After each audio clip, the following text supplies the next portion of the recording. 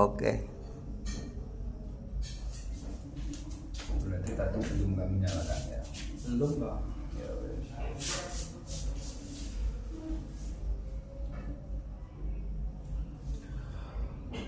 Assalamualaikum warahmatullahi wabarakatuh. Pemirsa channel Nur Petunjuk Kecerdasan. Pada malam hari ini kita melanjutkan ngaji kita dengan Ki Jolo Jolo. Ki Jolo Jolo akan membawakan tema yang sangat menarik. Kisah tentang bagaimana Ratu Bilqis terperangah ketika diberi sesuatu yang luar biasa oleh Nabi Sulaiman. Monggo, Ki Jolo Jolo. Terima kasih. A'udzubillahi minasyaitonirrajim. Bismillahirrahmanirrahim. Assalamualaikum warahmatullahi wabarakatuh. A'udzubillahi minasyaitonirrajim. Bismillahirrahmanirrahim. Asyhadu an la ilaha illallah wa asyhadu anna Muhammadar Rasulullah. Allahumma sholli ala sayyidina Muhammadin wa ala ali sayyidina Muhammad. A'udzu billahi minasyaitonir rajim. Bismillahirrahmanirrahim. Qala Allah ta'ala fil Qur'anil 'azim bil qa'il kitabil karim walhamdulillahi rabbil alamin. A'udzu billahi minasyaitonir rajim. Bismillahirrahmanirrahim.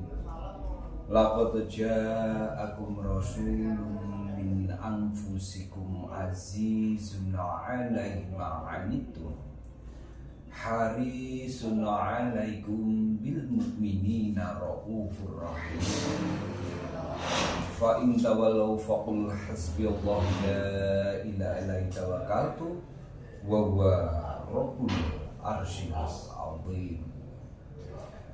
Raditu billahi rabba wa bil islami dina wa bi muhammadin nabiyya wa rasulah. Rabbi zidni ilma warzuqni fahma waj'alni min ibadika sholihin. Rabbi israhli shodri wa yassirli amri wahlul 'uqdatam min lisani yafqahu qawli. Subhanaka la ilma lana illa ma 'allamtana innaka antal alimul hakim. Al-ayat. Terima kasih pemirsa semua yang sampai malam hari ini masih bisa kita mengetengahkan, melanjutkan hanya karena semata-mata ini adalah kekuatan dari Sang Khalik sendiri.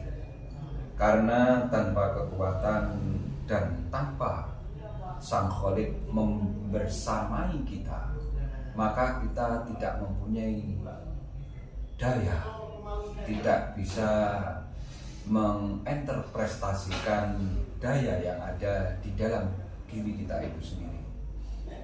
Dan alangkah tidak beruntungnya kita kalau kita tidak bisa mensyukuri apa yang selama ini, daya yang selalu membuat kita terjaga, yang selalu membuat kita bisa mengolah akal, fikir, zikir kita, sehingga kita selalu bisa mentasbihkan kekhalifahan kita, dan sekaligus kita bisa menzikirkan apa yang dimaksud dengan kemusyahadahan atau persaksian kejadian kita sendiri, bahwa sesungguhnya kita adalah dari ilmu Allah itu sendiri yang telah ditiupkan ke dalam diri kita itu sendiri.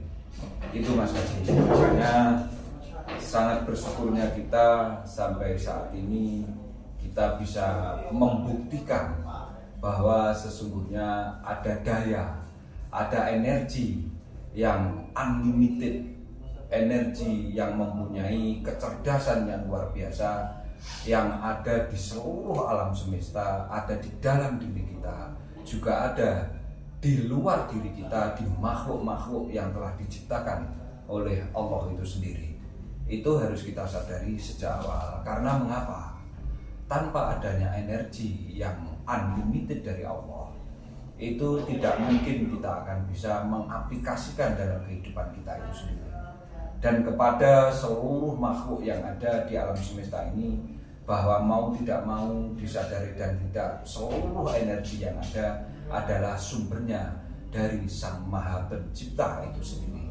Makanya itulah sebuah kekuatan dahsyat yang tanpa batas, sekaligus dikemas dengan ilmu yang sedemikian rupa sehingga menjadi unlimited itu semua.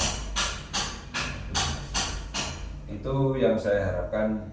Makanya seperti apapun kita harus selalu menyadari itu, selalu memperbaharui niat kita bahwa kita adalah mau tidak mau, sadar dan tidak, kita adalah makhluk ciptaan Allah yang harus bisa memberikan contoh, yang harus selalu bisa menggunakan akal pikiran kita yang jernih, sehingga nanti tidak terlepas dari kaidah-kaidah, norma-norma yang ada di nubuah dan risalahnya kenabian dan kerasulan yang sudah 1447 Hijriah yang lampau. Itu makanya kami akan mengetengahkan, nanti akan kita buka dengan mukadimah yang akan mengarah kepada ayat-ayat Allah itu pemirsa. Makanya ini kita membuka lagi bahwa begitu pentingnya apa yang kami ketengahkan, apa yang kami musyawarahkan ini sesungguhnya sumbernya tidak lain dan bukan adalah Quran surat, bukan lagi dengan sumber-sumber dari katanya, dari cerita, bukan, tapi dari sebuah kisah kenabian dan kerasulan itu sendiri. Karena kalau sudah mengaitkan dengan kisah, maka tidak akan bisa terlepas dari nubuah dan risalah itu sendiri. Karena nubuah adalah sebuah berita kepastian tentang adanya ilmu dan adanya ketetapan dari Allah yang mengunci di dalam berita itu bahwa sebuah kepastian dan hukum-hukum, kaidah-kaidah, norma-norma yang datangnya dari Sang Maha Pencipta itu sendiri. Sedangkan risalah adalah nubuah yang telah dikitabkan atau yang ditulis atau bisa dilafadzkan menjadi 30 juz, 114 surat, 6.666 ayat, sehingga sekarang bisa kita tartilkan, bisa kita ikrokkan. Itu sesungguhnya bukti bahwa sesungguhnya nubuah dan risalah itu ada pembawanya. Makanya ada nubuah itu berkaitan dengan yatslu dan berkaitan dengan ba'ats. Kalau risalahnya sendiri berkaitan dengan arsalah atau kerasulan, itu adalah membacakan risalah yang telah dituliskan itu pemirsa. Makanya kita mau tidak mau harus mengetengahkan sesuatu yang fair, sesuatu yang objektif dari segala pandang kacamata keilmuan, sehingga nanti bisa memandang segala sesuatu itu dengan interdisipliner, tidak sekedar disipliner dipandang dari sisi salah satu kacamata ilmu sendiri. Itu saya kira pemirsa, sehingga nanti kita bisa menjadi pemahaman yang komprehensif, utuh, tidak terputus-putus, menjadi satu kesatuan yang utuh, sehingga bisa menelaah itu, bisa mensintesa itu, bisa mengobservasi itu menjadi sebuah analisis yang sangat sistematis, metodologi keilmuan itu sendiri. Karena sesungguhnya yang kita baca, yang kita amati, kita pelajari adalah dari sumbernya ilmu itu sendiri. Itu pemirsa Dan itu sesungguhnya Mas Kaji yang akan kami ketengahkan. Baik, pemirsa channel Nur Petunjuk Kecerdasan.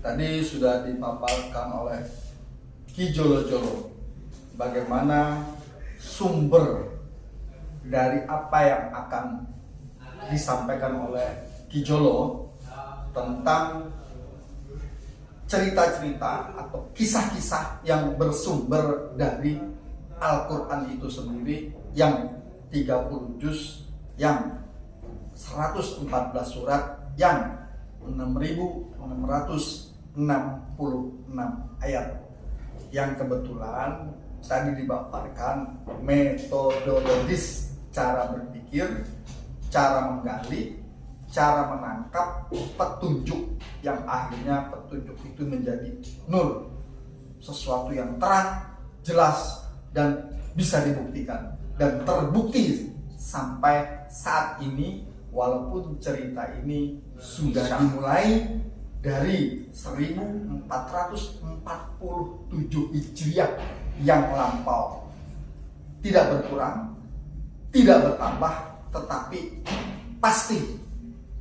Tetapi perubahannya adalah dikaitkan dengan kondisi terkini. Nah, itulah yang selalu ditekankan oleh Ki Jolo Jolo. Nah, malam ini video ini mengkaitkan kisah masa lalu tentang Ratu Bilqis dan Nabi Sulaiman diaktualisasi di tahun ini, saat ini, sekarang juga. Monggo kan. Oke, terima kasih. Kemarin sudah sampai surat apa Mas itu kemarin? An-Naml ya. Sama Ali Imran. Surat Fatir belum ya? Belum. Oh, ini nanti ke morfologi sama fisiologi Mas. Antemortem, postmortem. Oh ya, antemortem dan postmortem itu sesungguhnya merupakan salah satu bagian dari kitab suci Al-Quran. Karena mengapa? Karena ternyata kita itu sebelum di sini itu istilahnya pembahasan tentang antemortem. Tapi nanti saat kita menjalani proses itu, maka ada proses yang berkaitan dengan postmortemnya itu. Tapi kita belum sampai ke arah sana. Karena mengapa? Kenyataannya kita masih menjalani hidup itu sendiri, masih menjalani proses kekhalifahan itu sendiri. Nah, iya, itu postmortemnya nanti. Postmortemnya setelah kamu kejadian itu, gitu loh. Makanya nanti akan bisa saya kaitkan bahwa sebetulnya antemortem sama postmortem ini sangat berkaitan dengan wa awalu wa akhir, wa dhahiru wa batin itu sendiri. Jadi start dan finishnya nanti jelas di situ. Karena akan mengungkap apa sesungguhnya.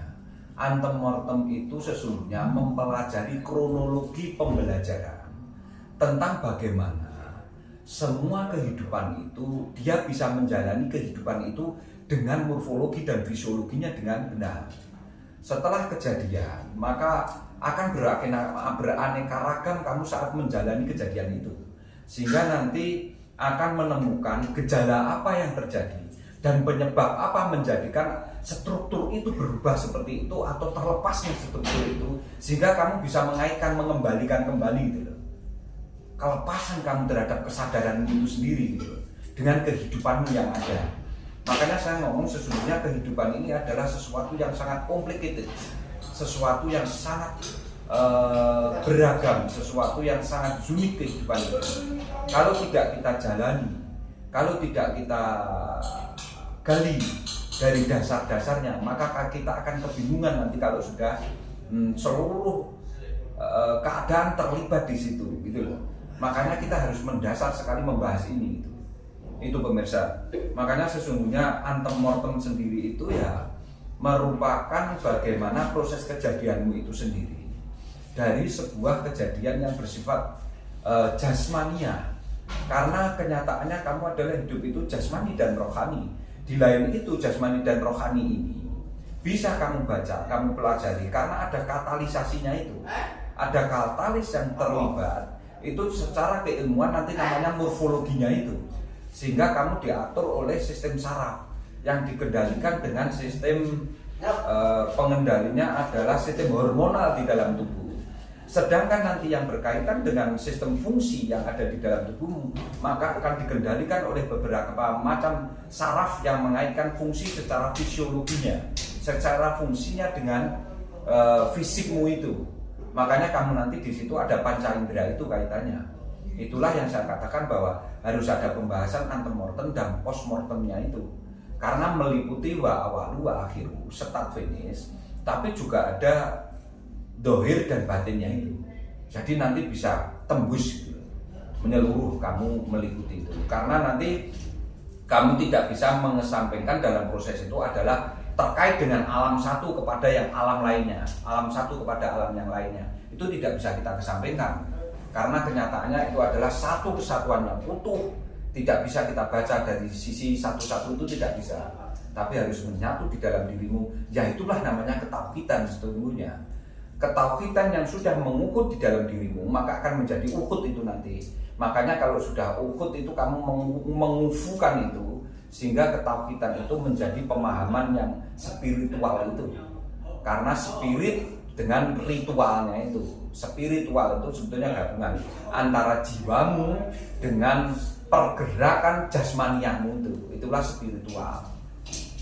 Karena spirit itu berkaitan dengan kejiwaan. Aktualisasi kamu mempraktekkan kejiwaanmu itu dengan jasmaniahmu itu.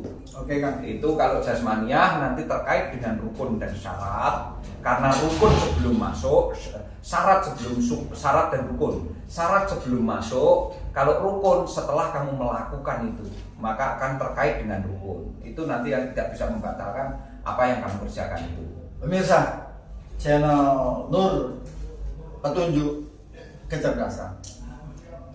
Terus terang Ki Jolo, saya belum kena Jolo ini. Jadi yang Ki Jolo sebutkan, Ki Jolo sampaikan, saya maklum ini dari Diwa. Gitu. Jadi tidak paham Ya. kok hubungannya itu antemortem itu apa, postmortem itu apa. Tapi kalau Ki Jolo menyebutkan wal awalu wal akhiru, saya paham. Artinya ini yang paling awal, ini yang paling akhir. Sesuatu yang akhir, kejadian beberapa saat sebelum selesai. Kejadian awal adalah kejadian tentang awal itu sendiri sampai titik mana. Nah, ketika Ki Jolo mengatakan ini antemortem, ini postmortem, itu hubungannya saya tidak paham, bahkan tidak ngerti wis, jujur aja. Jadi biar memahamkan isi kepala saya itu sing bodoh ini gimana Ki Jolo? Oke, siap. Artinya begini, setiap segala sesuatu kamu mau mewujudkan sebuah perwujudan sesuatu dari ide pemikiran, itu kan ada beberapa proses. Artinya pengolahan ide-ide itu kan kamu harus mengumpulkan semua itu. Ya. Prosesnya pengumpulan dahulu. Setelah kamu ada pengumpulan terhadap idemu yang ada, itu maka akan ada penelusuran dari ide-ide itu. Setelah penelusuran maka akan muncullah metodologi ilmiah yang berkaitan dengan keilmuan yang mendukung di spesifik atau disiplin ilmu untuk mewujudkan itu, gitu loh. Ah, gini Kang. Ki Jolo. Langsung contoh aja lah. Jadi kalau dikasih contoh itu langsung terbayang gitu loh. Contoh gini, saat jenengan mau membuat sebuah bangunan ini, saya contohkan ya. Kan berarti kamu harus punya ide dulu, bangunan ini akan kamu buat seperti apa. Ini akan kamu jadikan rumah atau kamu jadikan kos-kosan. Kamu kan sudah punya ide dulu. Nah, dari ide itu maka kamu tuangkan dengan kamu gambar. Itulah kamu harus kolaborasi dengan seorang arsitek. Nah, dengan kamu gambar, maka gambar itu kalau kamu belum jelas, tolong gambar ini jangan sekedar gambar seperti ini atau apa ya istilahnya, sekedar gambar dua dimensi gitu ya. 4 dimensi. Nah, itu nanti kan proses. Ya. Saat kamu melihat gambar itu 2 dimensi, maka kurang jelas dengan gambar itu. Maka akan tolong digambar dengan 3 dimensi. Ya. Sehingga saya bisa mengapresiasikan apa yang ide muncul dalam diri saya. Ya. dari 2 dimensi saya kurang jelas, buat 3 dimensi. Sehingga bisa kamu lihat dari atas, dari bawah, dari samping, kanan, kiri, depan, dan belakang. Atau gini, konfigurasinya itu tidak sekedar tergambar 2 konfigurasi, tapi bisa kamu jabarkan menjadi beberapa konfigurasi yang akan muncul di hadapanmu dari samping, kanan, dan depan, belakang, kan gitu. Konfigurasi itu apa Ki Jolo? Konfigurasi itu seandainya kubus lah. Kubus itu kan punya 4 sisi. Lah konfigurasinya itu menggambarkan sisinya 4 itu kalau nggak kamu jelaskan kan nggak bisa. Itu loh. Jadi kalau saya ngomong begini gimana Ki Jolo? Jadi gambar 2 dimensi itu kalau anak SD menggambar. Itu apa itu yang disebut 2 dimensi? Ya itulah, itu perwujudan hanya baru 2 dimensi. Iya, menggambar langsung ya. Jadi dari atas ke bawah gitu aja kan.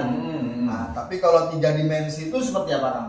3 dimensi berarti lebih dari itu. Bisa kamu pandang dari atas, bisa kamu pandang dari depannya gini gitu loh. Kayak kita kalau value-nya akan nampak. Kalau kita lihat sebuah bangunan, rumah orang tuh bisa ada kelihatan sisi-sisinya. Seperti itu lah. Itu 3 dimensi gitu loh. Ya, 3 dimensi. Lah nanti kalau kamu kurang jelas akhirnya dimaket saja lah.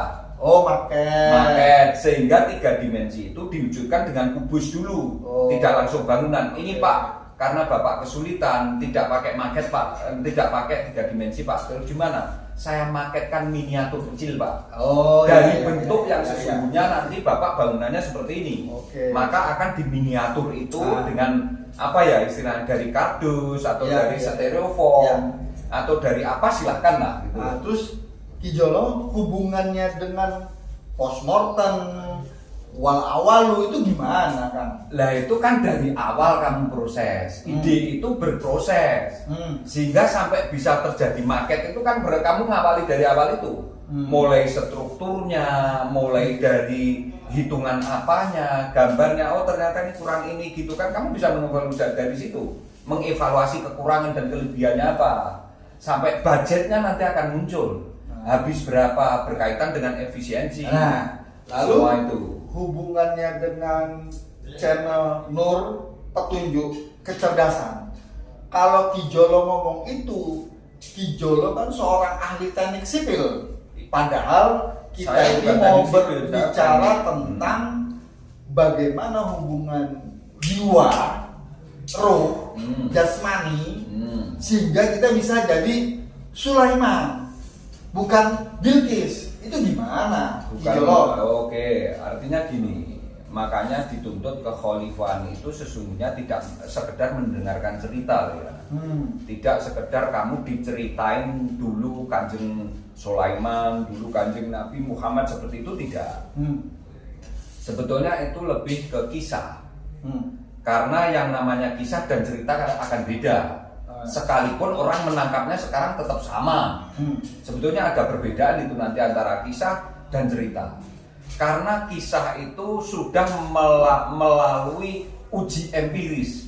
Itu kisah. Oh iya, pasti itu. Karena mengapa? Yang dikisahkan itu berkaitan dengan nubuah.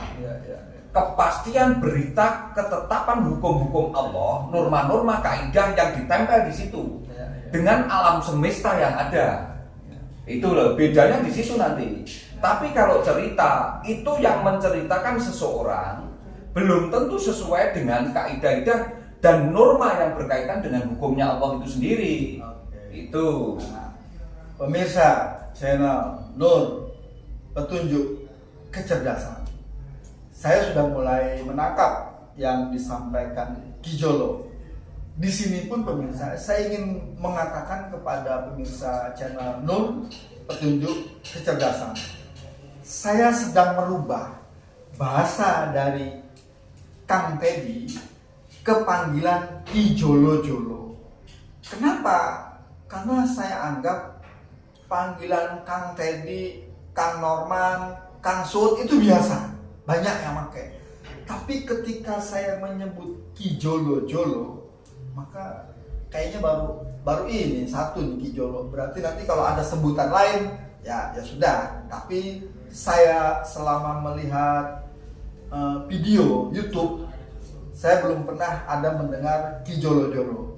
Jadi kalau boleh, tapi tetap boleh, Ya. Kami memakai Ki Jolo sebagai pengganti kata Kang Teddy. Karena kalau Kang Teddy itu setara tidak setara sejajar, tapi ketika saya menyebut Ki Jolo, ya saya tetap menganggap Ki Jolo bisa menjolo saya, menjolo kebodohan saya dan dibuang. Oh, no, maksudnya. Ya, oke, terima kasih. Jadi kaitannya gini ya, mengapa saya mencontohkan sebuah bangunan tadi ya. Sebetulnya kita kembali kepada kejadian si manusia itu sendiri.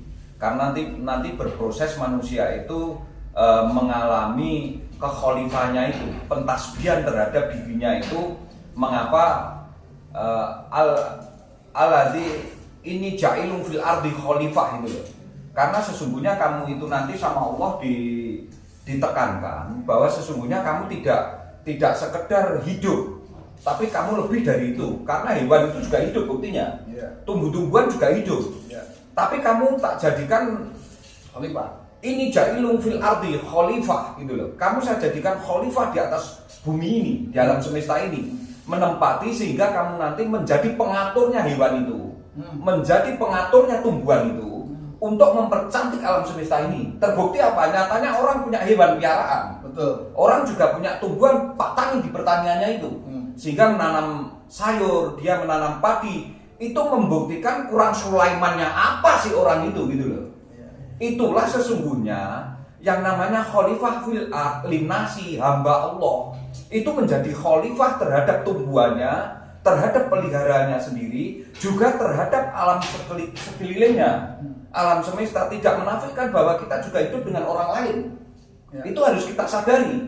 Berarti kita di situ membentuk ekosistem yang saling ada kemanfaatan berkelanjutan, sehingga tidak saling mencemooh, tidak sekedar saling menjudge, kamu sesat, kamu ini tidak. Di situ kita saling koordinasi, kita saling bermusyawarah. Sebaiknya kita melangkah bagaimana? Tidak saling menyakiti perasaan atau hati orang lain itu. Kalau kamu ngerti proses ini, maka kamu tahu bismillah itu gitu loh. Mengapa umul kitab itu selalu dibuka dengan bismillahirrahmanirrahim? Bahwa Allah di situ tidak sekedar bismillah, tapi di atasnya lagi bismillahirrahmanirrahim, alhamdulillahirabbil alamin, arrahmanirrahim. Kurang apa di situ Gusti Allah? Kurang apa di situ Allah menunjukkan, ingat loh ya, kamu nanti menjalani kekhalifahanmu itu berdampingan dengan makhluk hidup lain di alam semesta itu. Terbukti apa? Kamu juga berdampingan dengan makhluk hidup lain, hewan, menjadi peliharaanmu. Kamu juga berdampingan dengan tumbuhan yang nanti dari tumbuhan bisa kamu makan, dari hewan juga bisa kamu manfaatkan untuk dimakan. Tidak saling menyalahkan di situ. Itu. Oke. Pemirsa channel Nur, petunjuk kecerdasan. Ki Jolo, ketika Ki Jolo menghubungkan lagi dengan Bismillah, Rahman-Rahim.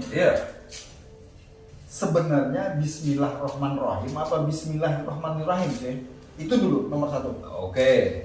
Bismillahirrahmanirrahim dari kata-kata hiro. Kalau jenengan ngerti, makanya mengapa si Ahmad sebelum menjadi Muhammad itu bertapanya di Gua Hiro. Itu loh. Karena kamu ngerti Rohmannya saja tapi tidak mengetahui mengapa ada hak dan roh, Hiro-nya itu, maka kamu tidak akan menjadi orang yang Islam sekalipun kamu beragama Islam gitu loh. Karena tidak akan segaris lurus itu nanti gitu loh. Sekalipun itu equal, artinya sejajar. Itu loh.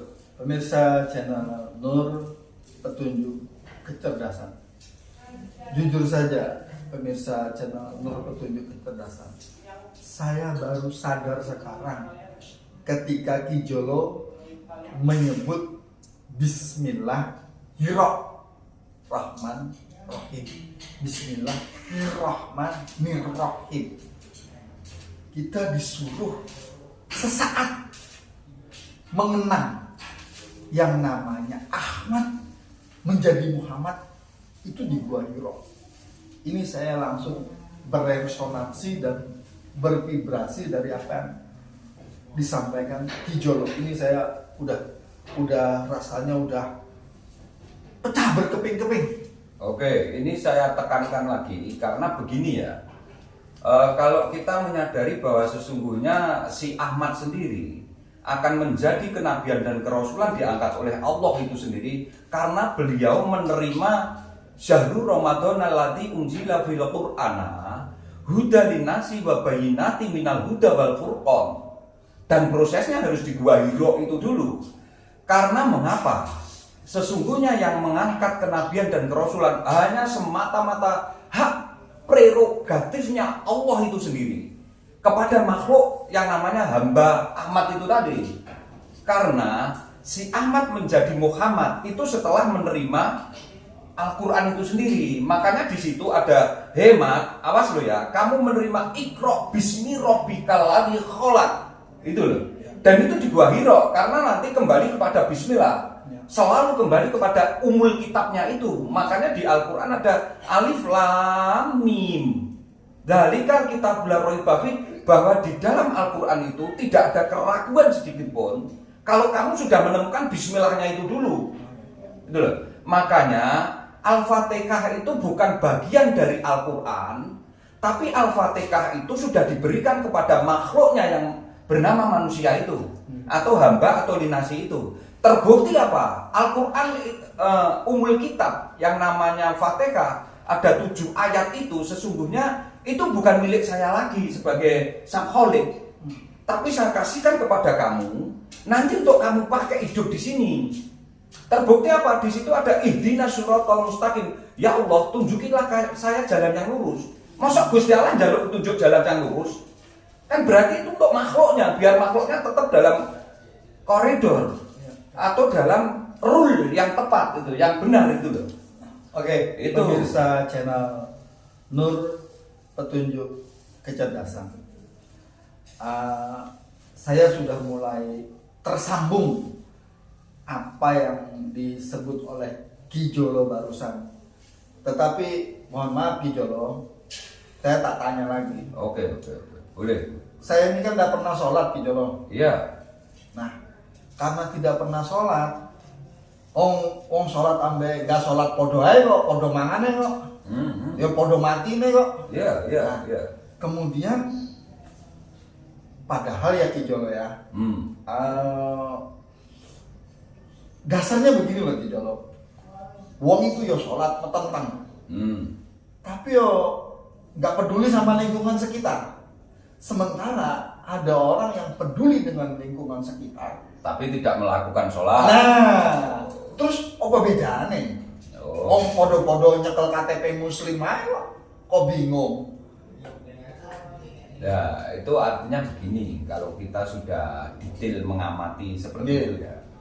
Karena sesungguhnya apa ritual yang dilakukan si linasi itu tadi, apabila tidak menyentuh ke esensinya, tidak menyentuh ke kejiwaannya, maka dia sekedar melakukan ritualnya, tapi tinggal zakatnya itu. Karena esensinya kan di kemanfaatannya itu sebetulnya sholat itu.